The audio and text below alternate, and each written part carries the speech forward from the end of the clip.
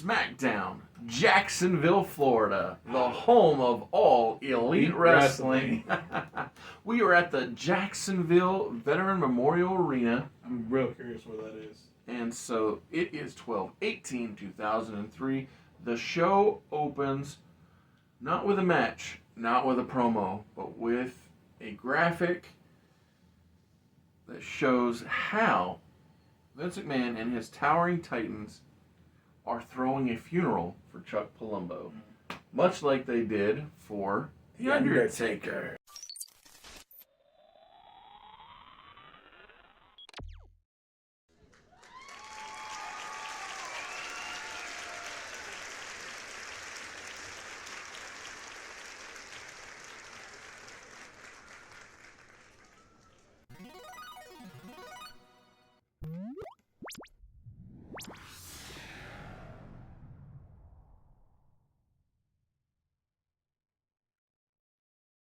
In the main event tonight, we will see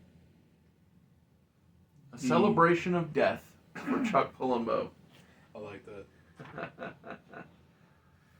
So the show begins with the television championship being defended by John Bradshaw Layfield, and he is accompanied to the ring by Orlando Jordan, Billy Kidman, Doug Basham, Danny Holiday, and the absolute Maven Huffman.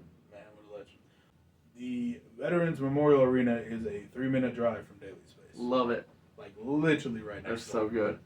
That's so good. So, the entire LLC is in the ring, and Bradshaw is so happy with himself. Oh, I'm sure he is. He is On top of the world. smiles and holding his hat. He is having a good time. That is until Mark Henry's music hits. Yee. So Mark fell to Bill Goldberg, and Mark lost the title to JBL. Mark Henry is not in a good mood. Yeah, I can assume. Mark Henry comes out with destruction on his mind. Someone's going to get their ass kicked. And so before Mark Henry enters the ring, one by one, methodically, he takes on and takes out the LLC.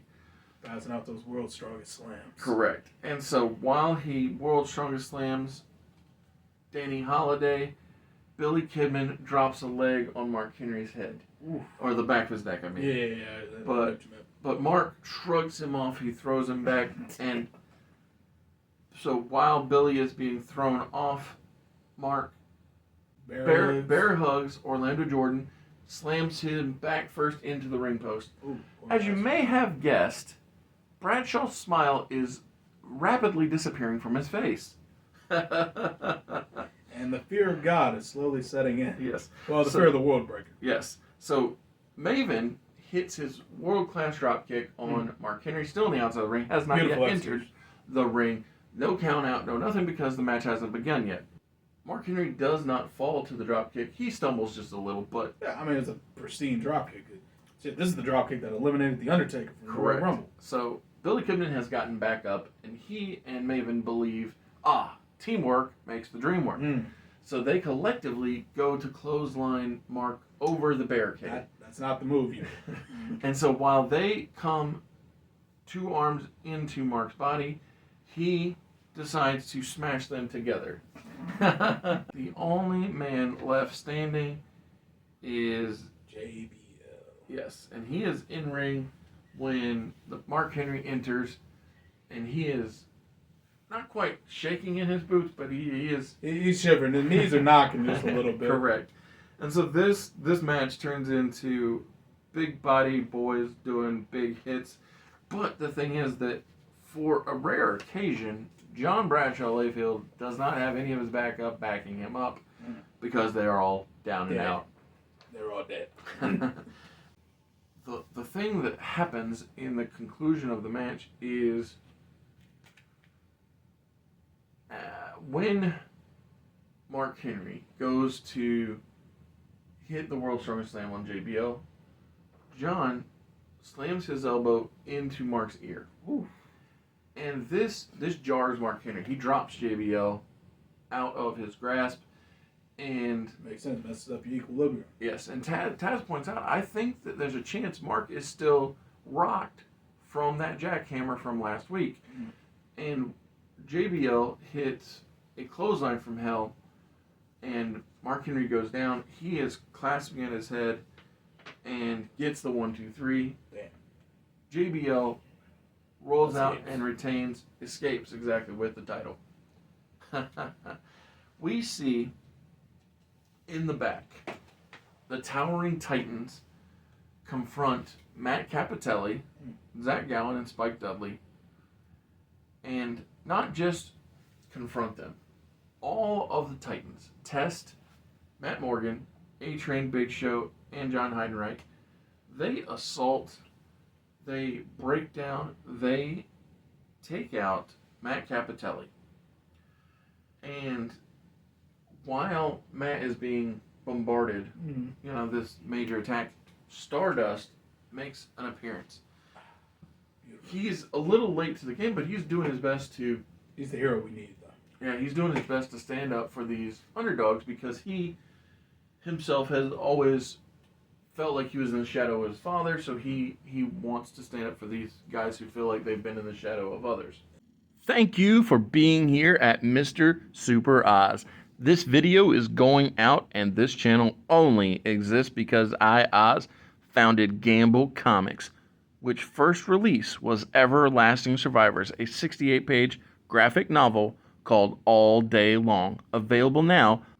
Follow the link in the description that will take you to gamblecomics.com. While there, you can get hats, shirts, posters, much, much more. But most importantly, the story itself. Yes, they take off with the titles because they've beaten down the champions and they consider themselves better than that. Correct. We get a recap of what had happened at Starrcade with Tres Hombre Dominio in that three-way, and we also see the gauntlet match. It's basically just a make sure to catch the recap type thing that they've done in the past, or the replay. Make sure to see the replay on pay-per-view. Exactly. After that goes off, we see Goldberg in the back, and Stardust walks up to him and he says, I think you owe me one. Bill Goldberg says, if you want it, you're next. Damn. We get a rematch of the old compatriots, the old friends, the old allies. It was gold on gold action. Now it's gold on star action. Exactly. Gold star. Gold star action. I like that. Stardust takes on Bill Goldberg here tonight. Unfortunately, Stardust doesn't fare any better than Goldust did. I'm shocked. And Dustin Rhodes falls to Bill Goldberg in a very traditional Goldberg match. Yeah, that's about right. Wish I could say I'm shocked, but c'est la vie. Such is fate. Yes. After Goldberg wins, he helps up Stardust and he pats him on the back before he walks off. In the back, Rey Mysterio confronts Billy Kidman. Kidman is struggling to be vertical after the assault that... He's literally sitting on one of those production trusts, just like leaning. Him and all of the LLC are in hard times physically after what they went through with Mark Henry. Rey Mysterio calls out Billy Kidman. He says, how long have you held that Cruiserweight title without defending it? And so Orlando Jordan chimes in and he says, we're in Mr. McMahon's era. We are on a different level than you. We are better than you. So at this point, Chavo shoves Orlando and says, if you think you're better than us, prove it. And so... All right, Chavito. And so Chavo, Ray, and Eddie step up to take on and out what's left of the LLC. Orlando Jordan, Billy Kidman, and the Absolute Maven. So it's 3-on-3. 3-on-3 action. I'm going to call this a traditional tag match because I think No, actually, let's make It's it. probably Let's a make good it a tornado rules match. Why not? Let's make it what the show's known for. There you go. And so Chavo says, Team Extreme, tornado rules here and now. So the match actually starts in the back. They work their way out to the front. Chavo hits a frog splash on Billy Kidman to win the match. 1, 2, 3. And so the Cruiserweight champion has fallen to Chavo Guerrero. Absolutely. That's what we like to see.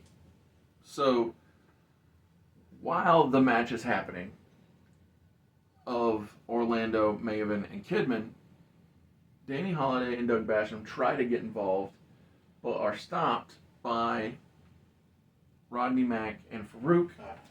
And so then that leads to a traditional tag match in the main event where Farouk defeats Doug Basham. Nice. And it is now time for our... Is this the first time the Basham brothers have teamed together like normally? Correct. Just 2-on-2? Just 2-on-2. And...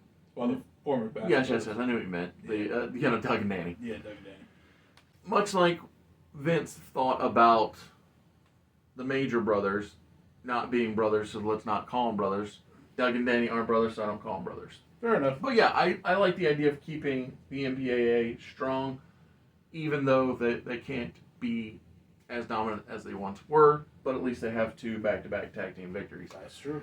But here in the main event segment of this show, we have the unfortunate celebration of death. Once again, rewinding it back. It's a few different players, but the theme remains the same. Yep. It's somber. Everyone's it's dark. dressed in black. Yeah. So the ladies, I'm assuming, have those like Veils, yes. veil things. And so, as Vince places the microphone up to his mouth, before he can say a word to convey his love and admiration for the demise of Chuck Palumbo, The dearly departed. Put some respect on the this. glass shatters and out comes Stone Cold Steve Austin. I was waiting. I'm like, I put Austin back. I know Oz has to do something. I had to, and here's the thing. Not only did I have to, but with Vince McMahon in his reign of terror, it only made sense for the interim president to lay down the law Indeed. to his ultimate rival. And so here tonight, Austin tells McMahon, nothing is being celebrated. And the reports of Chuck Palumbo's death are Greatly exaggerated. Exactly.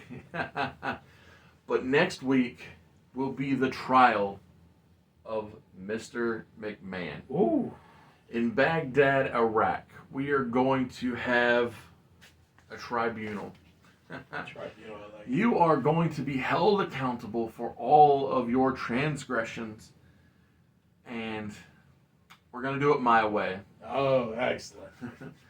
It's going to be the Rattlesnakes Redneck Challenge for you, Mr. McMahon. Vincent Kennedy McMahon, you will face my justice next week, and it'll be a Christmas gift to us all. Yeah.